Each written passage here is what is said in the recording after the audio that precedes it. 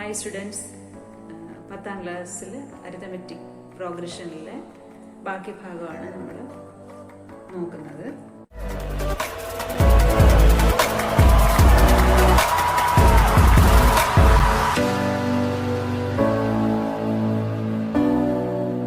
കഴിഞ്ഞ ക്ലാസ്സുകളിൽ കുറച്ച് പോയിന്റ്സ് നമ്മൾ നോക്കി.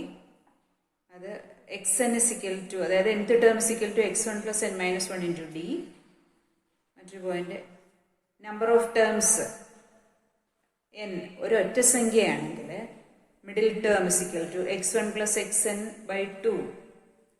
പദങ്ങളുടെ എണ്ണം ഒരൊറ്റ സംഖ്യയാണെങ്കിൽ മിഡിൽ ടേം മധ്യപദം കാണുന്നതിന് x1 plus xn by 2.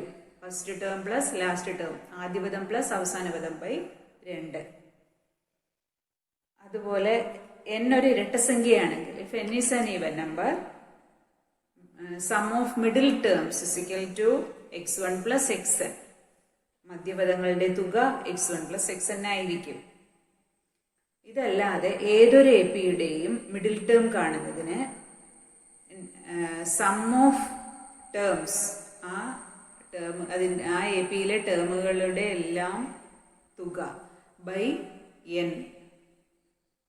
ഇങ്ങനെ നമ്പർ ഓഫ് ടേംസ് കൊണ്ട് ഡിവൈഡ് ചെയ്താൽ, അതായത് സമ്മിനെ നമ്പർ ഓഫ് ടേംസ് കൊണ്ട് ഡിവൈഡ് ചെയ്താൽ അതിന്റെ മിഡിൽ ടേം കിട്ടും, ഏതൊരു APയുടെയും മധ്യപദം.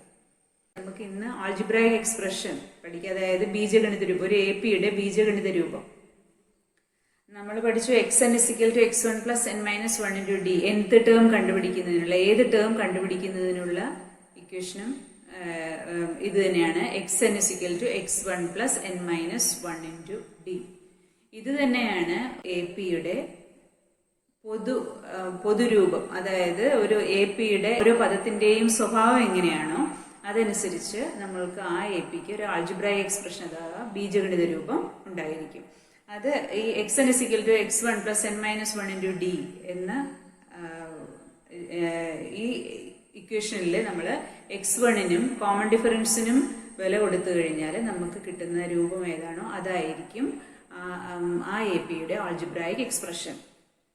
അതായത് 1, 3, 5, 7 എക്സെട്ര എന്ന AP. ഈ APയിൽ xn is equal to x1 plus n minus 1 into d. ഇതിൽ x1, അതായത് ഈ APയിലെ x1 എന്ന് പറയുന്നത് ഫസ്റ്റ് ടേം 1 ആണ്. Common difference d is equal to x2 minus x1, 3 minus 1 അത് 2. ഇതിന് വില കൊടുക്കാം. x1 1 ആണ്. 1 plus n minus 1 into common difference 2 is equal to 1 plus 2n minus 2, 2n minus 2, അതായത് 2n plus 1 minus 2 minus 1. അതായത് ഇവിടെ xn is equal to 2n minus 1 ആണ്. അതായത് ഈ APയിലെ എല്ലാ ടേമുകൾ എടുത്താലും, ഏത് ടേം എടുത്താലും ആ ടേം എല്ലാം 2ന്റെ ഗുണിതത്തിൽ നിന്ന് 1 കുറച്ചതാണ്. 2n എന്ന് പറയുമ്പോൾ 2വിന്റെ ഒരു മൾട്ടിപ്പിൾ എന്നാണ് അർത്ഥം. 2വിന്റെ ഒരു മൾട്ടിപ്പിൾ, അതിൽ നിന്ന് 1 മൈനസ് ചെയ്തത്. 2വിന്റെ മൾട്ടിപ്പിളിൽ നിന്ന് 1 മൈനസ് ചെയ്ത ടേമുകളാണ് ഈ APയിലുള്ള എല്ലാ ടേമുകളും. 1, 2ന്റെ ആദ്യ മൾട്ടിപ്പിളായ 2വിൽ നിന്ന് 1 മൈനസ് ചെയ്തത്. 3, രണ്ടാമത്തെ മൾട്ടിപ്പിളായ 4ൽ നിന്ന് 1 മൈനസ് ചെയ്തത്. ഇതേപോലെ ഈ APയിലെ ഓരോ ടേമുകളുടെയും സ്വഭാവമാണിത് 2n minus 1. അതായത് ഒരു APയുടെ ടേമുകളുടെ സ്വഭാവത്തെ സൂചിപ്പിക്കുന്നതാണ് ആ APയുടെ അരിത്തമെറ്റിക് പ്രോഗ്രഷന്റെ ആൾജിബ്രായിക് എക്സ്പ്രഷൻ. അതായത് ഇവിടെ ഈ അരിത്തമെറ്റിക് പ്രോഗ്രഷന്റെ algebraic expression xn is equal to 2n minus 1 എന്നാണ്. അപ്പോൾ 2, 4, 6, 8 എക്സെട്ര എന്ന APയുടെ ആൾജിബ്രായിക് എക്സ്പ്രഷൻ എന്തായിരിക്കും? xn is equal to x1 plus n minus 1 into d. അതായത് x1 ഫസ്റ്റ് ടേം 2 ആണ്. 2 plus n minus 1 into common difference 2 is equal to 2 plus 2n, 2 കൊണ്ട് into ചെയ്യുക, 2n minus 2 into 1 2 is equal to plus 2 minus 2 പോയി, ബാക്കി 2n. അതായത് xn is equal to 2n. അതായത് 2ന്റെ ഗുണിതം, 2ന്റെ ഒരു മൾട്ടിപ്പിൾ ആണ്. അതായത് ഇതിലെ ഈ പ്രോഗ്രഷന്റെ എല്ലാ ടേമുകളും 2ന്റെ ഒരു മൾട്ടിപ്പിൾ ആയിരിക്കും. അതാണ് ഈ AP-യുടെ ആൾജിബ്രായിക് എക്സ്പ്രഷൻ. അതായത് ഒരു AP-യുടെ ആൾജിബ്രായിക് എക്സ്പ്രഷൻ എന്ന് പറയുന്നത് എപ്പോഴും n-ന്റെ ഒരു n-ഉം അതിനോട് ഒരു കോഎഫിഷ്യന്റും പിന്നെ പ്ലസ് ഓർ മൈനസ് ഏതെങ്കിലും ഒരു നമ്പറും ആ രീതിയിലായിരിക്കും ഒരു AP-യുടെ ആൾജിബ്രായിക് എക്സ്പ്രഷൻ. അതായത് ഒരു AP-യുടെ ആൾജിബ്രായിക് എക്സ്പ്രഷൻ അഥവാ ബീജഗണിത രൂപത്തിന്റെ പൊതുരൂപം എന്ന് പറയുന്നത് xn = an+b എന്നതാണ്. ഒരു AP-യുടെ ആൾജിബ്രായിക് എക്സ്പ്രഷന്റെ പൊതുരൂപം xn = an+b. ഇതില് a എന്ന് പറയുന്നത് കോമൺ ഡിഫറൻസും, അതായത് n-ന്റെ കോഎഫിഷ്യന്റ് ആയിട്ട് വരുന്നത് xn. ഇപ്പൊ ഫസ്റ്റ് നമ്മൾ എടുത്ത എക്സാമ്പിളില് xn 2n-1 ആണ്. ഇതില് n-ന്റെ കോഎഫിഷ്യന്റ് ആയിട്ട് വരുന്ന നമ്പർ ഏതാണോ അത് കോമൺ ഡിഫറൻസ് ആയിരിക്കും. ഇവിടെ രണ്ടാമത്തെ എക്സാമ്പിൾ, അതിലും n-ന്റെ കോഎഫിഷ്യന്റ് ആയിട്ട് വരുന്നത് 2 ആണ്. അതായത് ഈ രണ്ട് AP-യിലും കോമൺ ഡിഫറൻസ് 2 ആണ്.